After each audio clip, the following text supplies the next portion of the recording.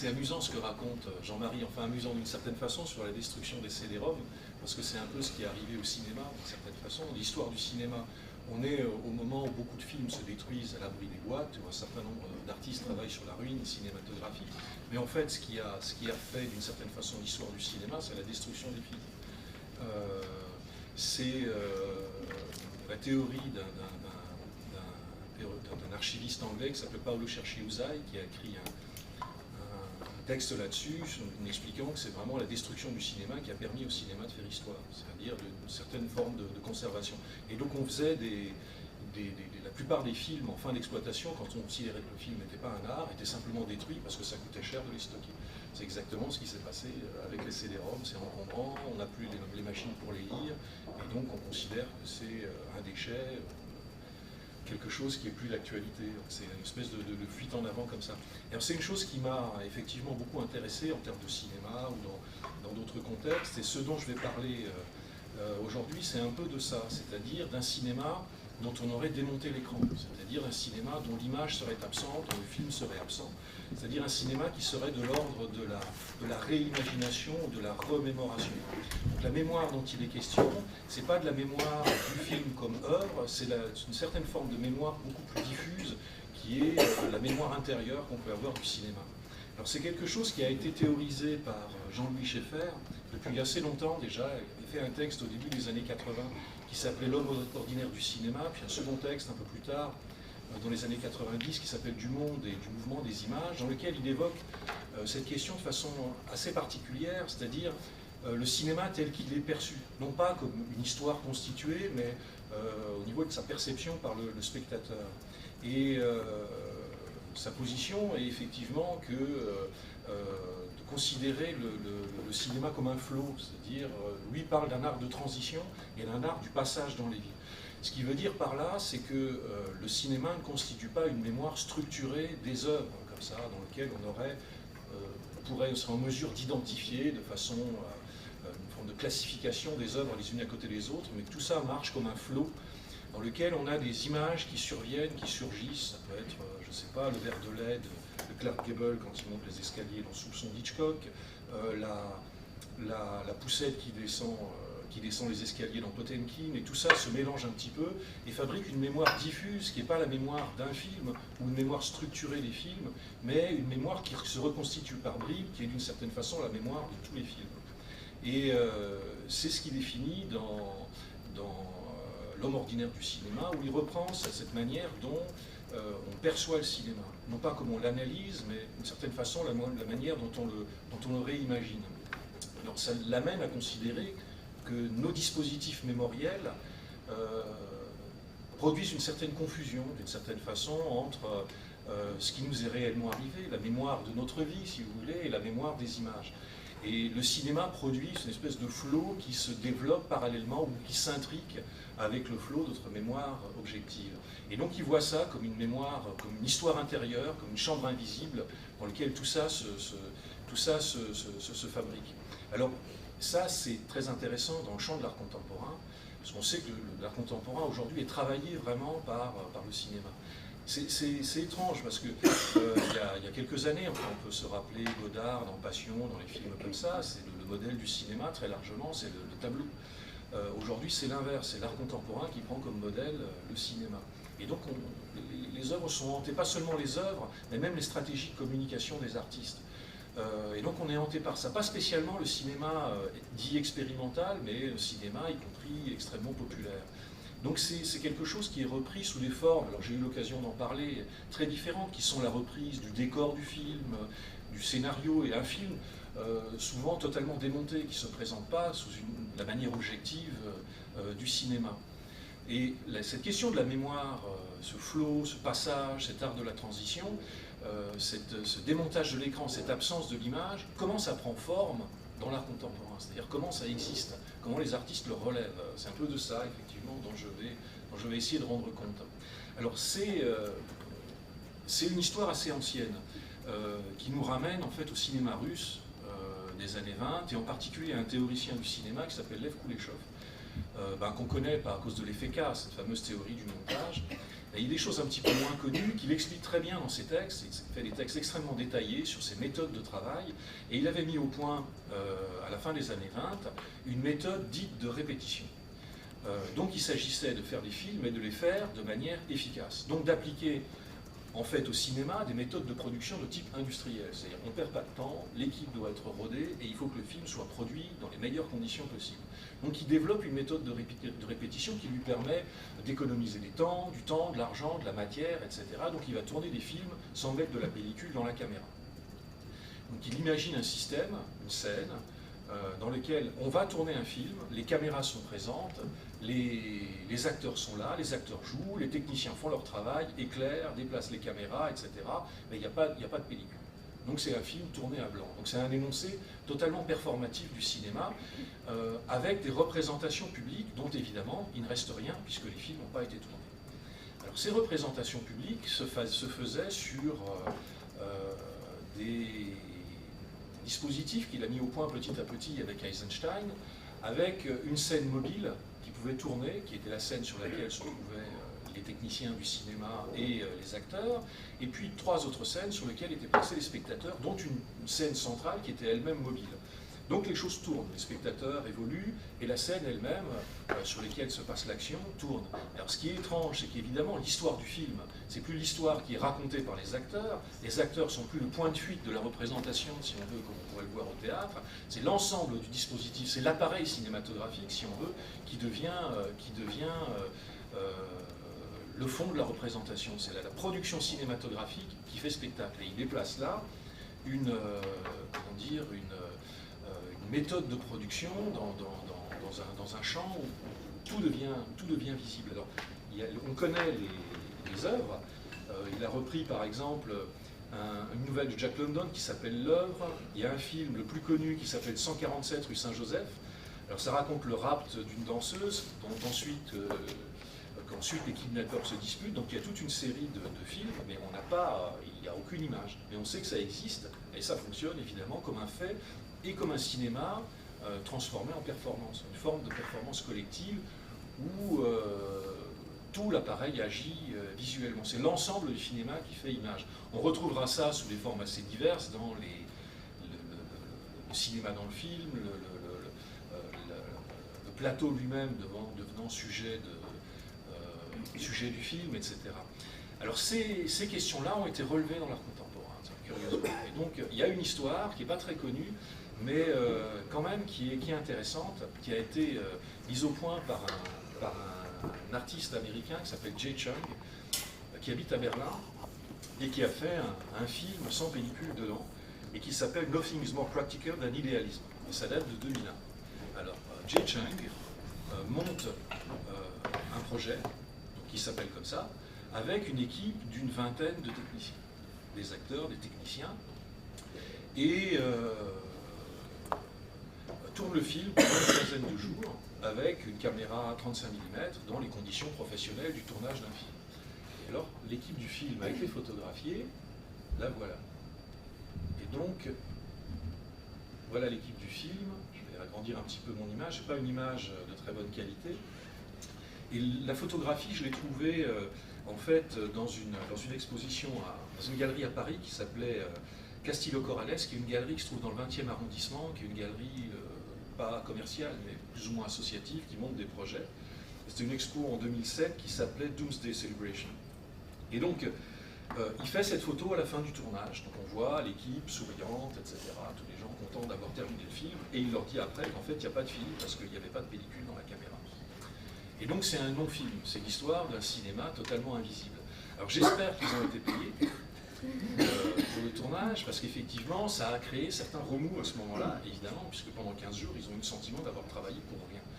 Donc d'une certaine façon, il accrédite le mensonge comme une pratique de l'art, ou la dissimulation, puisqu'évidemment, l'entreprise ne peut pas fonctionner s'il dit d'emblée aux gens que de toute façon, ils font ça, mais qu'il n'y aura pas de film à la fin. Et donc il réduit l'expérience et peut se rattacher à une tradition de l'art dans laquelle on retrouve Z for Film de Nam June Paik, c'est-à-dire une projection sous forme de bande amorce, ou bien les expériences des situationnistes avec Debord, un film tout noir, ou quelque chose comme ça. Ici, on est dans le cas effectivement d'un film invisible, c'est-à-dire le degré zéro du film où c'est d'abord un fait. Ça n'institue aucune mémoire au sens narratif du terme. On ne peut rien se raconter ensuite, mais il impose quelque chose qui est irréductible, c'est que ça existe. Ça a existé, ça a été. Ça existe comme un fait. D'une façon ou d'une autre, la photo suffit à accréditer la situation. Alors c'est étrange, puisqu'effectivement j'en parle aujourd'hui, et que ça résiste d'une façon ou d'une autre en dehors de tout l'appareil discursif cinématographique et même de l'appareil technique. C'est le cinéma ramené à un ça a été, c'est-à-dire à une mémoire impalpable, invisible, inconsistante totalement. Alors c'est évident que cette affaire prend, qui personnellement m'intéresse, enfin je trouve ça, cette manière d'aller au point limite est assez intéressante. Ça reprend d'ailleurs certaines affirmations, certaines idées de Godard dans les histoires du cinéma, en particulier la première, qui s'appelle 1A, dans lesquelles il vaudrait mieux s'intéresser aux histoires qui n'ont pas été tournées, c'est ce qu'il appelle les histoires humiliées, et il rajoute que les autres sont toutes passées à la télévision. Donc intéressons-nous à ce qui n'a pas été fait, intéressons-nous à ce qui résiste autrement. Alors l'histoire prend un caractère inverse quand les films ont disparu. Alors on sait, c'est l'histoire des CD-ROM, quand il ne reste rien. Donc on a des histoires de films qui ont disparu, mais c'est dans le cours du cinéma. Alors je me suis intéressé évidemment à cette affaire de la disparition du film, et ce qui est particulièrement frappant, c'est quand il ne reste rien, c'est-à-dire quand tout a disparu, quand il reste quasiment aucune image. C'est le cas du cinéma cambodgien des années 60. Alors en allant au Cambodge, en travaillant un peu sur ces questions, on voit dans Phnom Penh des anciens cinémas. On voit des traces architecturales, mais très nombreuses. Il y a au moins une vingtaine, 20-25 cinémas. Donc on passe devant dans la rue, c'est des karaokés, c'est des choses un petit peu... Mais il n'y en a plus sinon. Hein. Le cinéma a disparu. Alors il a disparu partout. Les salles de cinéma ont été transformées en supermarchés, ou toutes les grandes salles de cinéma des années 60-70.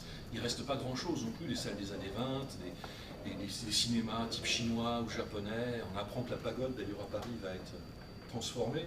Donc tout ça, c'est dans l'air du temps. Dans le cas du Cambodge, c'est un peu différent parce que la destruction a été volontaire et brutale.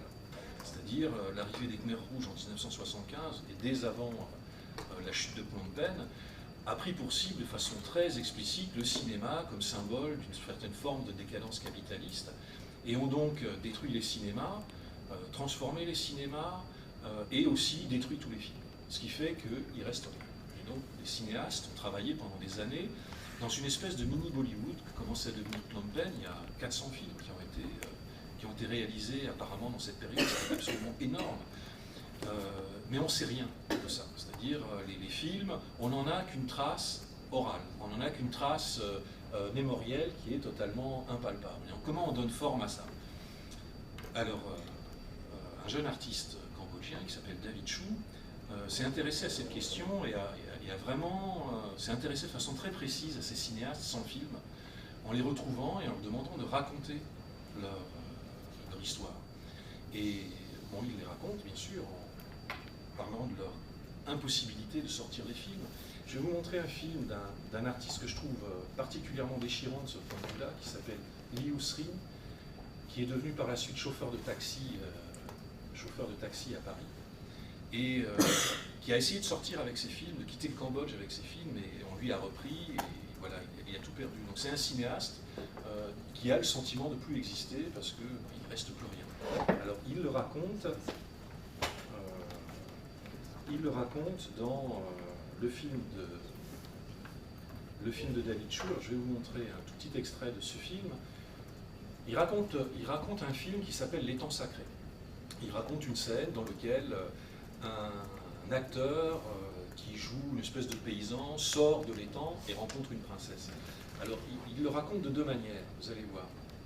Il le raconte, voilà, ici.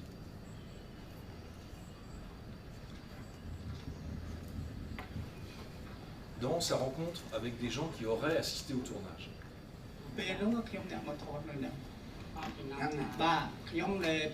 ផលិតកម្មហើយមកមានភាពយន្តឈ្មោះ Liu Sriang ចាំទេបាទដោយខ្ញុំមកថតហ្នឹងខ្ញុំថតនៅហ្នឹងរឿងហើយមកមានភាពយន្តខ្ញុំថត3 4រឿងនៅក្នុងហ្នឹងណាដោយតែក្នុងហ្នឹងតពាំងពីខ្ញុំថតនៅស្រាប់ទេណានិយាយតពាំងពីខ្ញុំថតនៅកន្លែងហ្នឹងហើយនៅបាទថតពីមុនហ្នឹងលោកអ្នកអមមកថតបាទ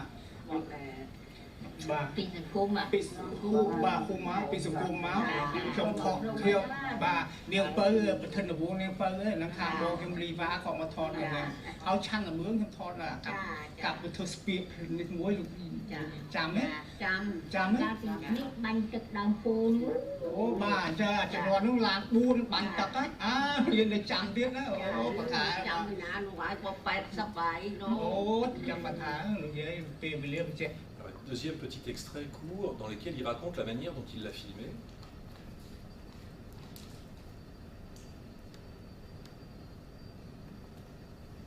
ឬក៏វាខ្ញុំយកគូសវឿនមកសាមឲ្យចុះមកទឹកទៅពេលខ្ញុំយល់ឃើញថាពួក spectator ពួកស្រីអីណាយុវវ័យស្រីអត់គេថាចូលចិត្តណាស់ជាមួយគឺឯងប្រុសគូសវឿនអាពេលនោះគូសវឿនកំពុងតែឡើងខ្លាំងតែមិនដែលមានគេថាពីណាយកទូឯធំមួយដោយគូសវឿនយកមកឲ្យស្រាត់នៅចំណោមមុខពនាងបុផារាំងសីនៅក្នុងទាំងអស់ណាគឺថាខ្ញុំយល់ឃើញថាអាពេលហ្នឹងហើយគឺថាដែលខ្សែភាពយន្តខ្ញុំចេញទៅគឺថាល្បីទាំងអស់គឺថាស្រីគឺថាទាំងអស់អបសាទរគឺថាដោយសារគូឆាកមួយគឺថាគូស្មើស្រាត់មួយទឹកយ៉ាងទៀតយើងបានឃើញទូឯកប្រុសគូស្មើក៏បានដើរកាត់ស្រះនេះថាឃើញស្រះទឹកស្អាតគូស្រីសុំថាអស់លោកម្ចាស់ស្រះនៅណាទៅឲ្យខ្ញុំសុំមួយទឹកផងពេលហ្នឹងបុផារាំងសីក៏បានថាបើអ្នកឯងនេះគឺថាសុំឡើងពីទឹកមកហើយគូស្អឿនក៏បានឡើងមករកខោអាវស្លៀកស្រាប់នេះទៅរកខោអាវស្រាប់ឃើញបាត់អស់លីងហើយពេលឡើងមកឡើងផុតពីលើនឹងមកយកស្លឹកឈប់មួយស្លឹកមកដោតនៅលើនេះហើយក៏បានឡើងមកទៅដល់មុខព្រះនាងក៏ថាមើលគ្នាចុះឡើងហើយយើងលឺសូរស្នំថាមិនគុំមិនថ្វាយបង្គំព្រះនាងទៅVoilà, il raconte le film. Et donc, le cinéma n'existe plus comme récit, mais sans image. Il est incapable de montrer le moindre photogramme de son film. Donc, il y a une figure de la résistance du cinéma qui est ce que Rancière appelle la fonction imageante et dont lui, Liu Sriang, se sert très bien dans la manière dont il raconte ses films. Et donc, il y a une manière de faire exister le cinéma sous des formes comme ça très différentes, qui a été relevée par un certain nombre de formes extrêmement différentes, y compris la forme littéraire. Alors je cite là simplement, sans vouloir développer cette analyse, mais que je trouve très intéressant, le livre de Tanguy-Ville qui s'appelle Cinéma. Tanguy-Ville a vu de manière obsessionnelle Sleuth, le limier en fait en français de Mankiewicz, qui est un film qui date des années 60 avec Michael Caine et Laurence Olivier, qui est une histoire de manipulation entre un écrivain auteur de polar extrêmement célèbre et l'amant de sa femme qui est en fait un coiffeur, qui considère comme un parvenu, qui roule avec une voiture de sport rouge et qu'il essaye de plus ou moins de manipuler et de détruire. Et donc c'est des manipulations successives de ces personnages. Et donc Tanguy-Ville a regardé le film de manière compulsive, mais des dizaines de fois, et en reconstitue un récit qui n'est pas un récit technique du film, qui n'est pas du tout la constitution du film comme une expression artistique singulière. Il n'y a aucune théorie des appareils à l'intérieur, mais il soustrait les personnages à leur film, il ne cite jamais le nom des acteurs, et il reconstitue sans arrêt, il reprend, il refait sans arrêt tout le récit du film pour analyser les motivations des personnages, etc. Il fait ce que le film ne peut pas faire en dehors de l'image, c'est-à-dire ce que les personnages auraient en tête. Leurs doutes, leurs hésitations, leurs intentions, tous les noms du dialogue sont réinterprétés dans le texte qui ne quitte jamais la ligne narrative de Sleuth. Et évidemment, c'est une manière de travailler sur une figure du remake, de la reprise, on pourrait presque dire du found footage expérimental, mais en se passant de l'image et en reprenant strictement, évidemment, la fonction imageante du cinéma. Alors ce que fait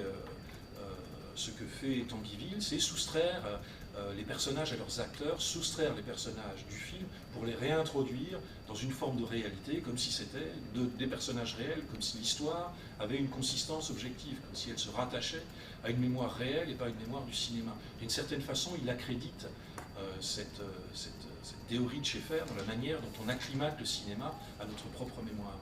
Alors il y a quelques années, il y a 2-3 ans, j'avais organisé une expo avec John Giorno, et donc j'avais pas mal discuté avec lui, il me racontait ses histoires avec Andy Warhol. Et une chose qui m'avait particulièrement frappé, c'est la manière dont Andy Warhol allait au cinéma. Il allait voir les films des dizaines de fois. Et donc Giorno dit, je suis allé voir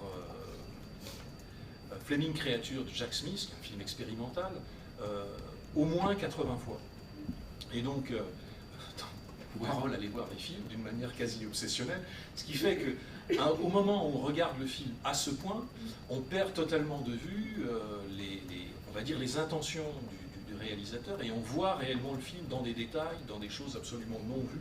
Le regard se disperse complètement, c'est-à-dire qu'on finit par voir un film comme si on regardait Empire, c'est-à-dire la statue de la liberté qui ne bouge pas, elle n'agit pas. On réimagine le film de manière radicalement différente, sans plus s'attacher ni à l'histoire, ni au montage, ni à des choses comme ça, mais à l'infime détail. Et donc on a une espèce de perception exacerbée.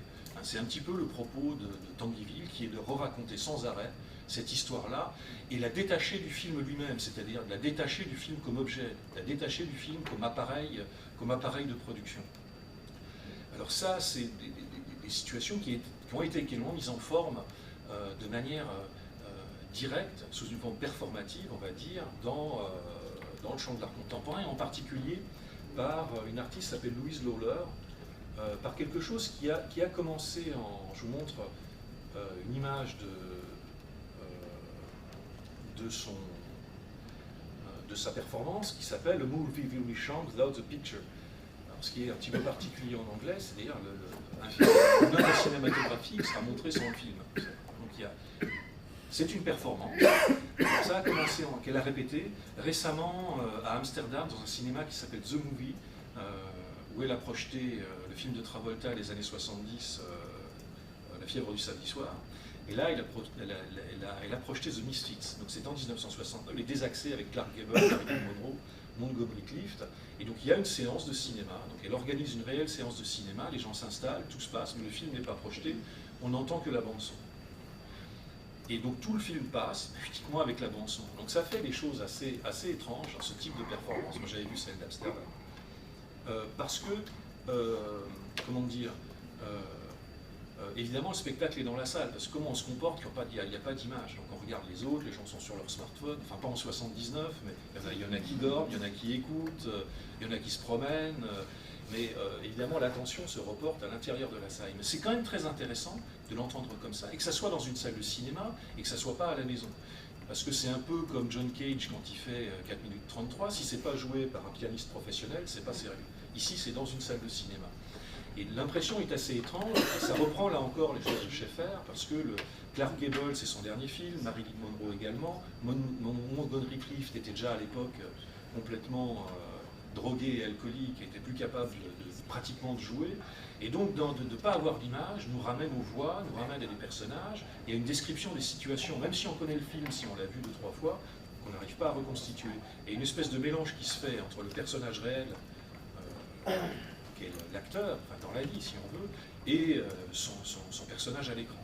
Et donc c'est une performance qui reprend une manière de travailler le son comme matériau, le son cinématographique comme matériau, et d'enlever l'image pour travailler sur le spectateur, non pas sur une mémoire intellectuelle du cinéma, mais sur cette mémoire diffuse, sur cette mémoire du cinéma comme passage dans nos vies, si vous voulez. Alors cette manière du cinéma avec le son, évidemment, il y a une pièce célèbre de Bismuth qui s'appelle Postscript Passenger, que vous connaissez peut-être, une pièce de 96 qui est très célèbre, et que je montre quand même comme rappel de ça, où il envoie une bande-son à une sténodactylo en 1996, la bande-son d'un film d'Antonioni, Profession reporter, dans lequel la fille ne connaît pas du tout le film et restitue ce qu'elle pense connaître. Et ce qu'on voit, c'est uniquement, évidemment,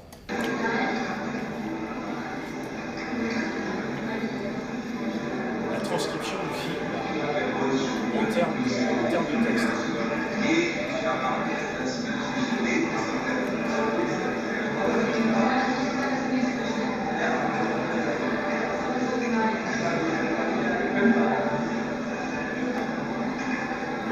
c'est le son du vernissage où j'ai filmé le truc avec mon smartphone, donc c'est un peu pourri comme film. Mais bon, c'est juste pour... Ce qui est intéressant, c'est que la dactylo ne ramène pas le film à son scénario, à son histoire. Elle raconte tout, les portes qui claquent, le son qui arrive. Et donc quand on raconte un film comme ça, elle le raconte de manière très différente que Tanguy, qui l'a vu tout le temps. Elle le raconte sans l'avoir vu, donc elle raconte tous les événements. Les portes, les bruits de pas, les intentions, elle le restitue de manière totalement singulière de ce point de vue-là.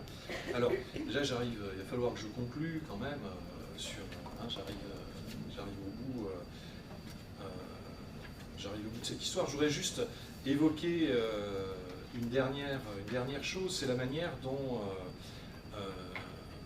cette mémoire du cinéma revient visuellement, mais sans le film, sous la forme d'une image complètement arrêtée. Alors ça a intéressé beaucoup de cinéastes expérimentaux, Hollis Frampton, beaucoup d'artistes ont travaillé ça, et beaucoup d'artistes surtout ont travaillé sur la séance de cinéma. Frampton en particulier, qui commence une performance célèbre qui s'appelle une conférence par dire « Veuillez éteindre la lumière, puisqu'on nous parle de film, autant le faire dans le noir ». Donc il faisait ses conférences dans le noir. Et il y a une manière de reprendre le cinéma comme ça, en supprimant le film, qui est cette figure de la compression. Alors il y a des choses que tout le monde connaît, qui est ce travail d'Hiroshi Sugimoto, qui date des années 70, qui est une capture photo d'une salle de cinéma pendant toute la durée du film. Donc il ouvre son objectif d'appareil photo argentique à l'époque évidemment, pendant 2 heures à peu près, ce qui fait qu'il a une trace du film qui est uniquement une trace lumineuse, l'empreinte lumineuse du film, sans aucune... qui est l'ontologie du cinéma, c'est-à-dire ce qu'on voit sur un écran, c'est un reflet, c'est pas un objet. Et donc on a ce qu'est le cinéma, c'est une trace lumineuse.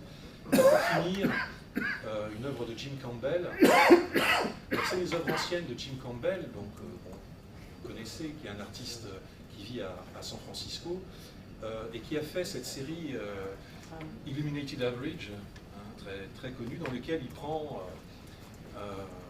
c'est une technique connue, c'est une superposition d'images, une superposition de calques, donc il prend tous les photogrammes ici d'Hitchcock, et ces photogrammes d'Hitchcock sont superposés sous forme de calque informatiquement, et on obtient cette image-là, et qui est assez singulière, si on se rappelle aussi Sugimoto, c'est-à-dire ce qu'on voit, c'est une empreinte lumineuse, une trace, une mémoire du film simplement comme trace, c'est-à-dire la manière dont le film est éclairé, c'est-à-dire une figure lumineuse au centre, comme un fantôme, et une élision des bords, c'est-à-dire un assombrissement des bords. Donc on a une image comme un fantôme, mais l'essentiel du film, une espèce d'empreinte lumineuse qui est l'organisation du plateau, l'organisation du travail de l'éclairagiste, enfin toute la figure du film qui fait que les personnages centrales sont sans arrêt éclairés. Donc ce qui manifeste, c'est le caractère centripète, on va dire, et non pas centrifuge de la figure du cinéma d'Hitchcock par la manière dont la lumière se place au centre. Et donc on a derrière ça, évidemment, là encore,